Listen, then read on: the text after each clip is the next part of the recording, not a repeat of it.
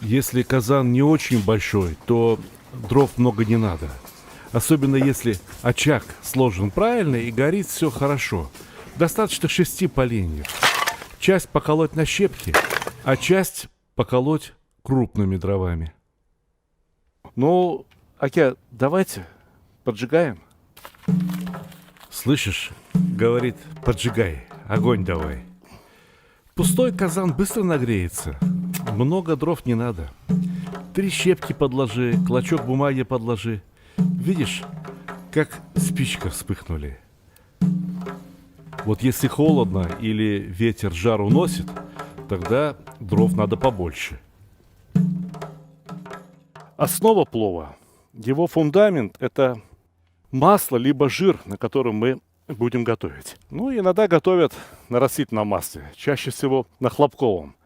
Да-да, в Средней Азии мы все говорили хлопковое масло, даже шибко грамотные. Либо готовят иногда на вытопленном курдючном сале. Сегодня я буду готовить на комбинированном жире, то есть вот будет немножко курдюка, грамм 300.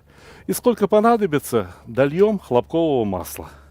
Если вдруг получилось так, что казан перегрет и жир начинает вытапливаться слишком быстро, я вам раскрою один секрет, только вы его плохим людям не говорите. Делитесь только с хорошими людьми. Если слишком быстро начинает вытапливаться жир из сала, это плохо. Надо тогда взять и долить немного воды. Вот полпиалушечки. Я вам отвечаю, все будет хорошо. Если рядом с казаном есть тлеющий уголь и есть готовые щепки, сухие, и хорошие дрова, то огонь можно регулировать очень точно, очень правильно. А вот дым из очага должен уходить, он не должен попадать в казан. Больше того, он и повару в нос не должен попадать. Повар должен очень хорошо и ярко чувствовать запах готовящихся продуктов. А если у него полный нос сажи, как он что почувствует? А некоторые повара еще и курят. Я не понимаю, как можно курить и готовить. Бывает, дрова неправильно сложишь, воздуха им не хватает, они задыхаются, дымить начинают. Ну, надо очень просто поступить. Надо поддуть, надо как-то раздвинуть дрова. Может быть, подложить дровам бересты, либо бумаги, чтобы вспыхнуло поярче, чтобы тяга образовалась сильнее, и дальше все пойдет как надо. Не все понимают, что расположение дров под казаном тоже очень важно. Какую форму имеют языки пламени под казаном? Ведь казан, он сферический, он шарообразный, он чем-то напоминает Вселенную. И от того, как мы его нагреем, зависит вкус продуктов. Вот сейчас вода выпарилась, дело быстрее пойдет. Видите, от воды сами кубики сала стали полупрозрачными. Теперь жир из них очень легко выйдет. Не надо их слишком сильно нагревать, не надо, чтобы они краснели, либо чернели. Подождать надо, не нужно торопиться. Еще 5 минут. Видите, вытопилось сколько жира. Сейчас вот сало можно уже и перевернуть. И получилось оно, обратите внимание, с той стороны, с нижней стороны. Цвета золотистого, не темного. Да и сейчас вот огня, собственно говоря, уже и добавлять не надо. Спокойненько, при среднем огне вытопится так, как надо, а перемешивать, наяривать и обжаривать кусочки сала снаружи не надо. Видите, какие выжирки получились? Чистое золото. И, ну все, я думаю, что больше их жарить не надо. Они сухие, они легкие-легкие. Их здесь было 360 грамм. Я взвешивал. Из них 60 грамм это влага. 60 грамм сейчас вот это вот то, что вышло. Это соединительная ткань, можно сказать. И осталось здесь 240 граммов чистого жира. А мы готовим плов на 1 килограмм 600 грамм риса. Надо добавить немного. Добавим 160 грамм хлопкового масла, либо любого другого растительного масла. Доливаем. Пусть прокалится как следует, нагреется до дымка, чтобы дым не от дров шел, а именно от масла. А это знаете, как употреблять? Да? С горячими лепешками. Вообще, если нет лепешек, зачем плов начинали готовить? А в холодильнике есть что-нибудь? Пригодится. У тебя будете? Берите. Ахмат.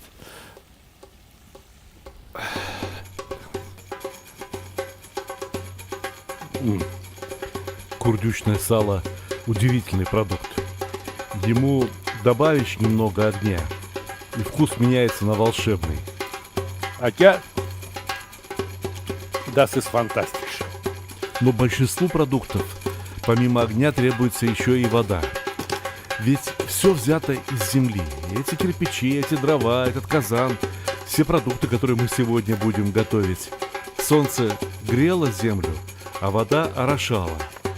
Чтобы продукты раскрылись во всей красе, сейчас очень важно, чтобы под казаном был правильный огонь и чтобы повар добавил правильное количество воды в казан. В этом секрет настоящего плова и любой вкусной еды. Рахмат, хватит, все, нормально, отлично горит. Слишком сильно тоже не надо, слушай, мне здесь сидеть еще. Или хотите, чтобы плов был с жареным сталиком? Давайте лучше баранину пожарим. Бараньи голяшки, с косточек снято мясо, но вот это мясо очень ароматное получится потом.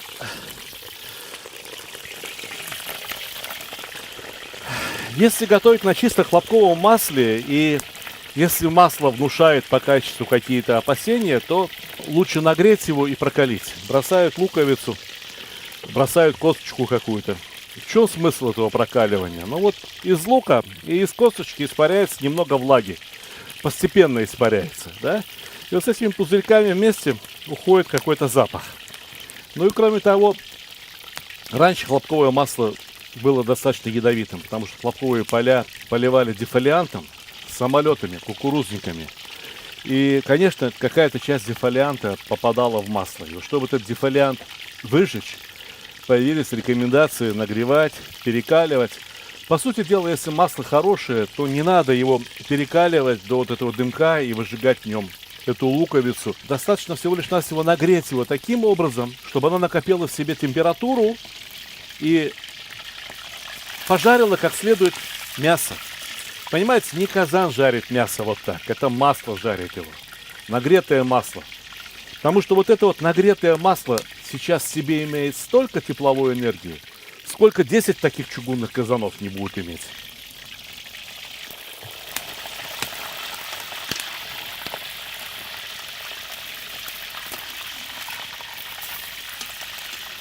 Еще один очень важный ингредиент, от которого зависит и цвет, и вкус плова, это лук.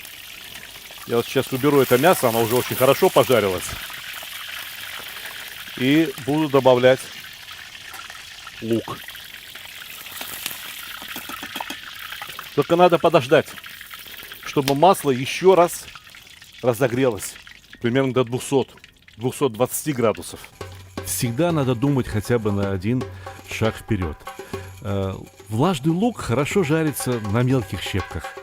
Но для мяса, для моркови могут пригодиться и крупные поленья. А может быть, положить их возле огня, чтобы они подогрелись. Горячие поленья бросишь в огонь, сразу вспыхнут. Вот лук опускаем. Видите, какой дым пошел? Сизый. Слышали вот этот звук? Если вот такого звука не было, как жалко, что запах не передает пока что интернет, видео. Вот сейчас не только звук возник, особый уникальный запах возник. Китайцы говорят, что у них возникает запах воки от сильно нагретого масла, от вспышек огня, вот масло вспыхивает у них, плюс пар. что-то там происходит, какая-то химическая реакция. И какая-то химическая реакция, удивительная химическая реакция происходит сейчас с луком, что лук вдруг начинает пахнуть особым образом. Если кто-то работал с кондитеркой, кто-то работал с карамелями, знает, как меняется цвет сахарного сиропа в зависимости от нагрева. Вот точно так же, при тех же самых температурах изменяет цвет лук. Я сейчас на глаз скажу, что сейчас примерно уже 118-120 градусов. А мне надо довести температуру от 130 до 150 градусов. Для этого вода из лука должна выпариться. Из некоторых кусочков уже выпарилась, почти что выпарилась, почти что ничего не осталось. Сейчас очень важен интенсивный нагрев. Иногда хороших, знаменитых поваров-плововаров приглашают в соседние города. За 300 километров, за 500 километров едут, чтобы плов приготовить. Они с собой не только казан везут. Хороший повар воду с собой везет из своего родника, которую он знает. Рис покупает свой, на своем базаре. Но хороший кочегар везет с собой свои проверенные дрова, свой хворост, знакомое ему топливо. Смотрите. Видите, как лук прямо на глазах меняет цвет. Вот этот момент нельзя прозевать ни в коем случае. Некоторые ребята жарят прямо вот дочерно. И плов потом получается такой темный. У меня от такого плова возникает изжога.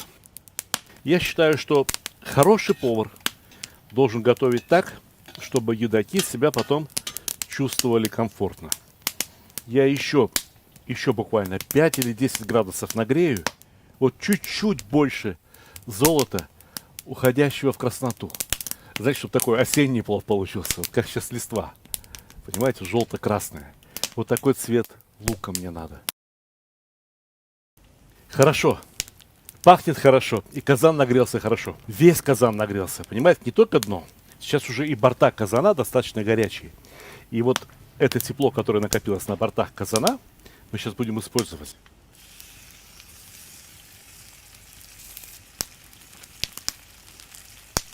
Отлично, Аки. Хорошо горит, спасибо. Мы слышим звук вот этих пузырьков, которые вышли наружу и лопнулись. Но сейчас они становятся все реже. Что это означает? Это означает, что мясо с той стороны, с которой греется, уже достаточно подсохло. Вышел из него мясной сок. И вот я беру в руку шумовку. Где начинали запрашивать? Здесь. Вот отсюда и начнем.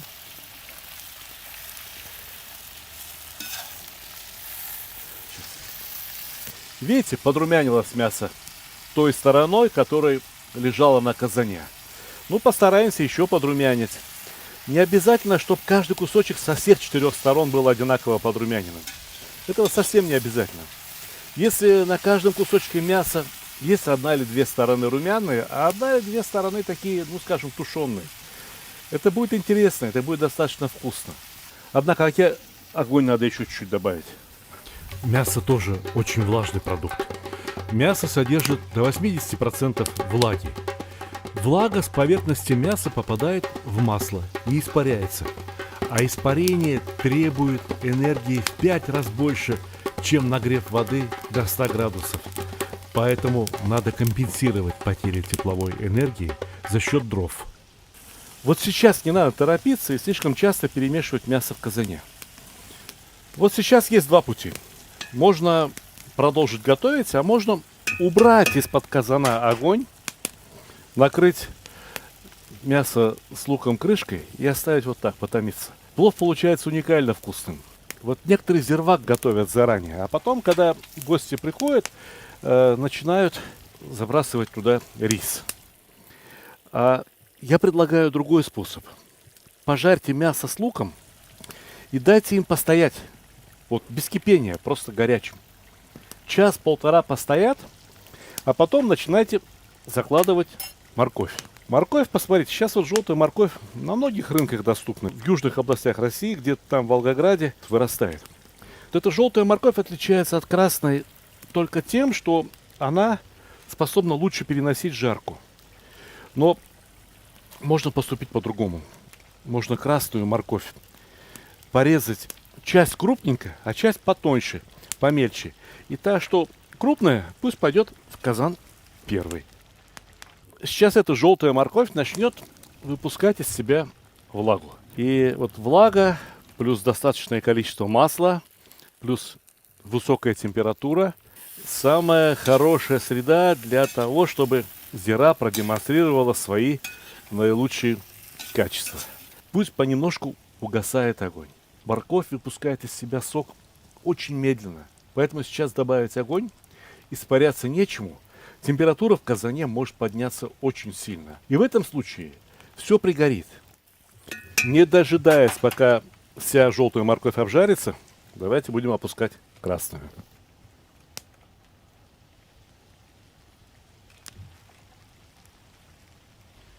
Кажется, на первый взгляд, что моркови сейчас много. Ничего страшного. Она осядет. Она сейчас жесткая. И поэтому так рыхло лежит. Постепенно она пожарится, станет мягкая, обмякнет и уложится достаточно плотно. Ну и слегка в объеме, конечно, уменьшится. Многие ошибаются, когда думают, что цвет плова очень сильно зависит от моркови. Нет. Мы изменили цвет масла в самом начале, когда обжарили вот эти куски мяса. Сильно обжарили лук. И вот это все даст нам цвет плова. Все. Большого огня больше не надо.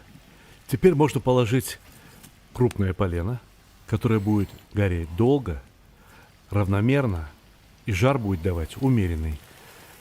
Какой водой заливать? У нас сегодня, спасибо Оке, огонь хороший.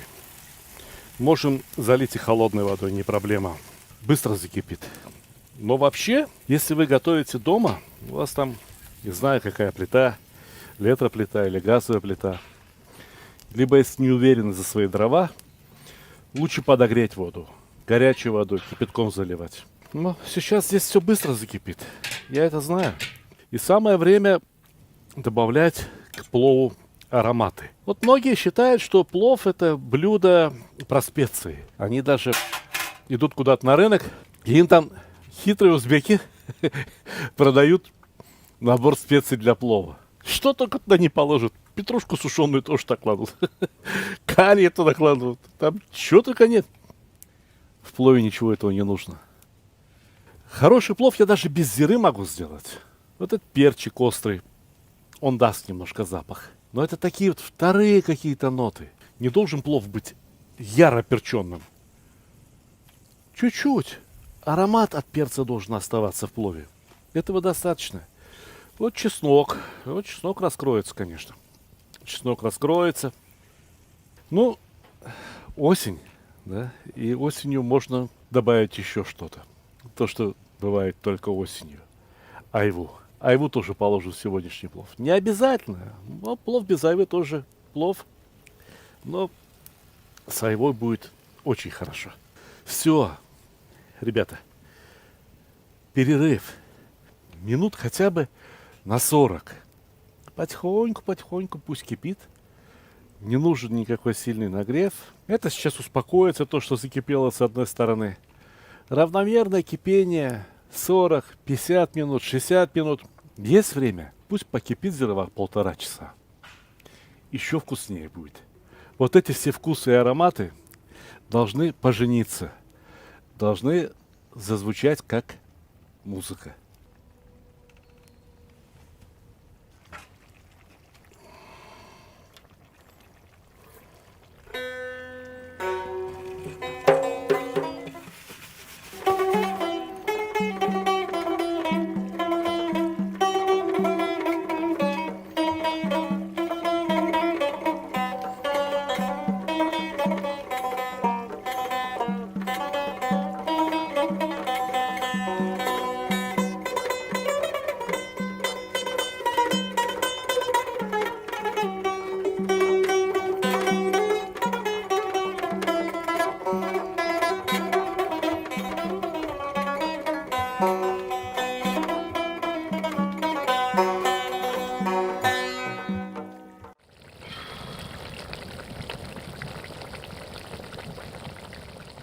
Вот этот рис, как только он попадет в воду, он немедленно начнет очень быстро, очень интенсивно впитывать воду.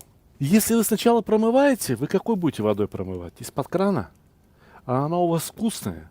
Если вы сначала промываете, то рис напивается воды из-под крана. Мало того, что сомнительного вкуса, так еще и не соленая.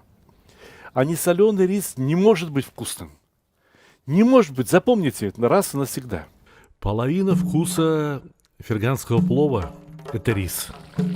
А вторая половина – это вкус зирвака.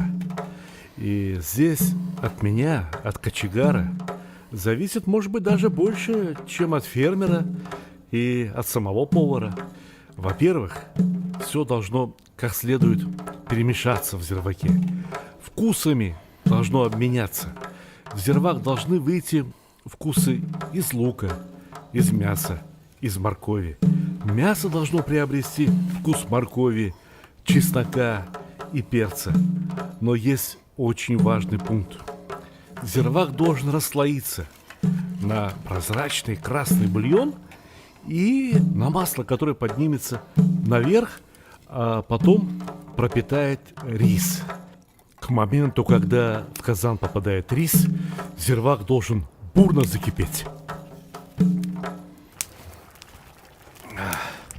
Вот огонь горит как надо. Самое время рис закладывать и воды доливать. Многие говорят, а нельзя ли сразу с самого начала сделать зирвака больше? Вот заболтался с вами, а его-то надо было достать. Спрашиваешь, а зачем? Говорит, ну, зирвак вот он вкусный, и пусть рис лучше впитывает вкусный зирвак, чем просто воду. Ну, а понимаете, что вкус зирвака образовался из-за того, что здесь готовились вот эти продукты. И будет зирвак жидким или густым, количество вкуса в нем, вот вкусовых молекул, да, то же самое. Сейчас у нас есть возможность более-менее точно отмерить, сколько воды нам необходимо добавить на этот рис. Но этот рис я более-менее знаю, я уже несколько раз готовил. Понимаю, что вот сейчас воды еще мало. А приготовить так, чтобы в зирваке осталось точное количество воды, сколько способен выпить рис, могу сказать, довольно сложно. Это опыт нужен. А вот сейчас у нас есть возможность регулировки. Вот стоит чайник с кипятком.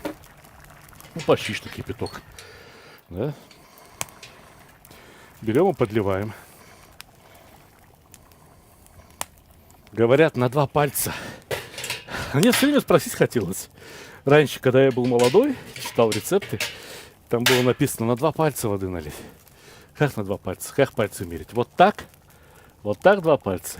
Вот так 2 пальца. А чьи пальцы? У людей пальцы разные. Ладно, сейчас разговаривать некогда особо. Сейчас надо проверить насчет соли. Набираем зирвак там, где кипит. Где кипит, вот, пожалуйста. Здесь один бульон. Здесь почти что нет масла. А то некоторые наберут масло. А в масле соль не растворяется. И они пробуют раскаленное масло.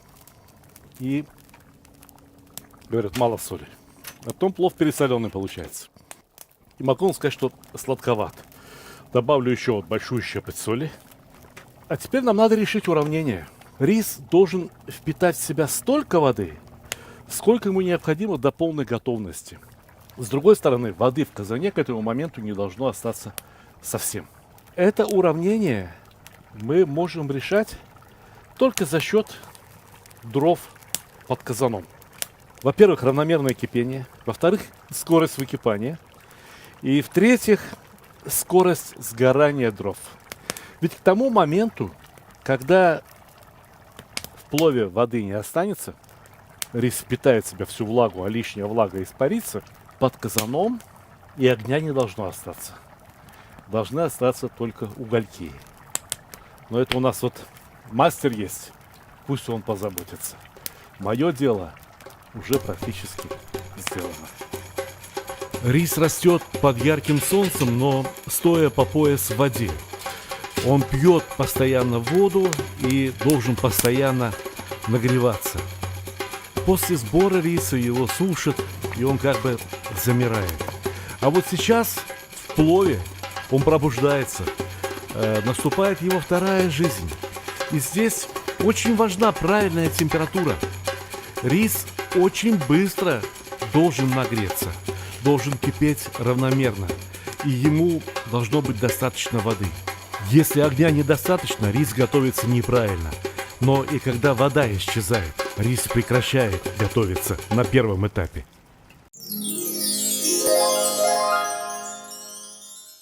Я по профессии не повар. Я автор кулинарных книг. И это моя 11-я книга, самая новая из типографии. Давайте сначала рассмотрим обложку. Название «Земля, душа и еда татар» вполне отображают содержание книги. Обычно ведь на обложке полагается изображать, я не знаю, какую-то еду. А здесь ни одного блюда.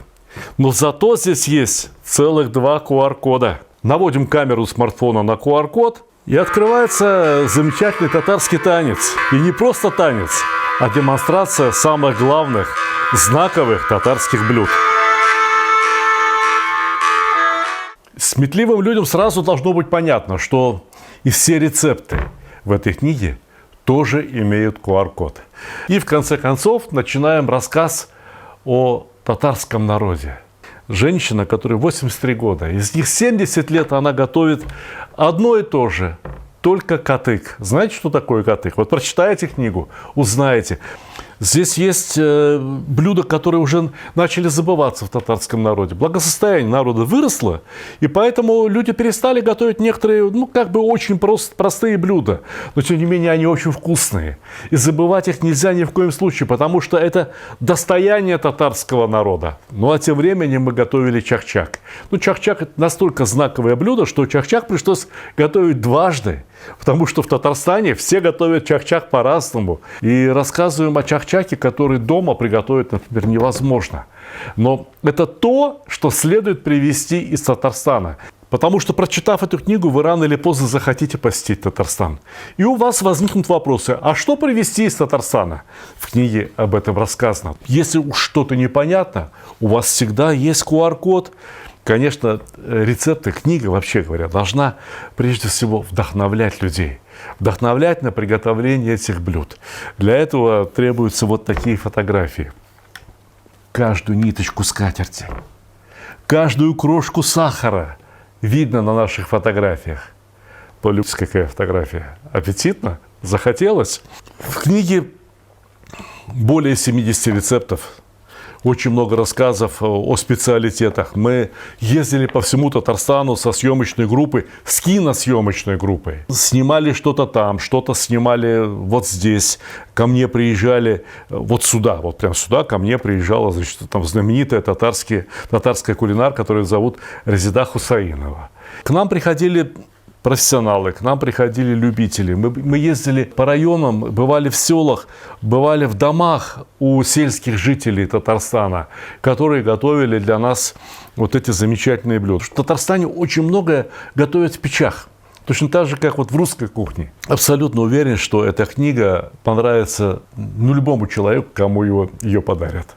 И эта книга станет украшением вашей домашней коллекции кулинарных книг. Она огромная по размерам, здесь 440 страниц.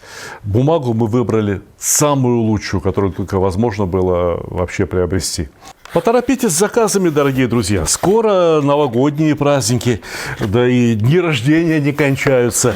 Да и вот подарок просто хорошему, дорогому человеку, такая книга, мне кажется, это хорошая идея.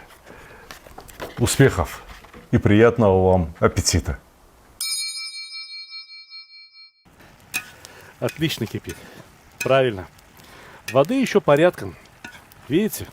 И рис идет так, как надо. Вот есть еще один компонент.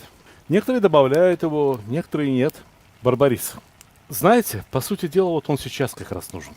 Кислинка барбариса, слабую кислинку он все-таки выделяет, она является как бы катализатором для особой химической реакции. Из риса, из любого, хочешь не хочешь, немного крахмала все равно выделяется. Крахмал образует клейстер. Если этот кисель нагреть очень хорошо, то он снова станет жидким. То есть эти вяжущие свойства пропадут. Почему? Потому что крахмал раскладывается на глюкозу, фруктозу. И катализатором этого процесса выступает любая кислота. Может выступить даже вот несколько капель лимонной кислоты. Торопиться не будем. Жар под казаном сейчас очень сильный. И надо просто подождать, пока вода выйдет. Выходит она достаточно активно. Видите, как пар поднимается? Пока в казане на дне присутствовал бульон, влага, все было достаточно просто. Ни мясо, ни лук, ни морковь не могли пригореть. Но теперь, когда вся влага испарилась, наступает очень ответственный период. Понимаете, ведь чуть-чуть и пригорит плов. Пригорит и испортит своим горелым вкусом весь рис. Весь наш труд пойдет на смарку. Поэтому сейчас надо убрать крупные поленья, чтобы они не дымили, можно их залить водой. Они потом просохнут, их еще раз можно будет использовать. Но сейчас из-под дна казана надо убрать даже маленькие угольки. Уголь должен греть только борта казана. Отлично. Ни грамма воды. Рис уже рассыпчатый.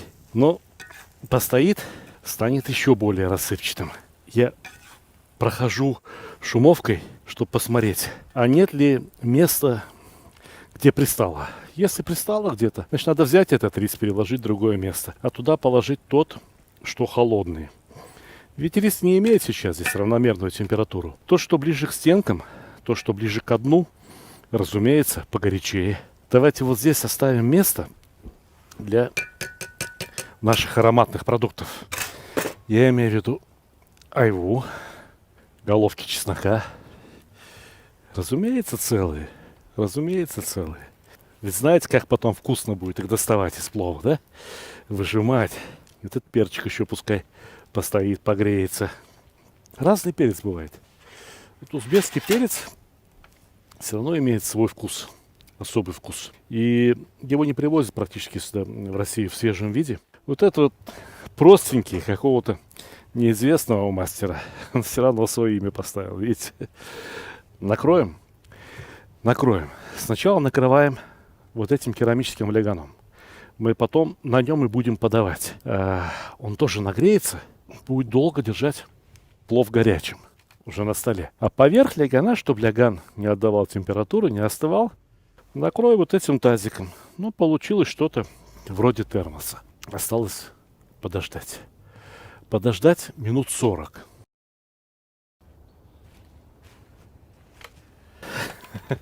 Еле дождался. Знаете, у меня ведь тоже аппетит пробуждается, пока я готовлю. Трудно бывает иногда утерпеть, не попробовать. Видите, 40 минут назад я убрал последний огонь из-под казана, но очаг из глины, кирпича и камней так нагрелся, что в казане все еще очень горячее. Сначала уберем то, чем плов потом украшать будем. Головочки чеснока, крупные куски мяса, перчики, наконец. Ну и айва, гостья осеннего плова. Теперь важно правильно плов перемешать, правильно встряхнуть рис, чтобы он распрямился, чтобы он ожил, чтобы он пропитался маслом, если где-то масло внизу собралось. Но обычно в хорошо приготовленном плове весь рис равномерно покрыт маслом с самого начала. И посмотрите, каждая рисинка, как будто бы ее в масло обмакнули. Поверх этой горы плова непременно надо положить кусочек мяса. Но погодите, погодите. У нас же еще соседи есть. Кто за то, чтобы передать тарелку плова соседям? Голосуем? Голосуем. Хорошие соседи лучше, чем дальние родственники, знаете? От всей души предложите угощение. Не ждите от них благодарности. Поблагодарят — хорошо. А если нет, еще лучше. Значит, Бог отблагодарит. Света! Свет! Светочка, плов готовили сегодня. Ой, плов уместен. После продолжительной порки Чем занималась? Молодец. Приятного аппетита. Привет, Андрей. Пока. Давай.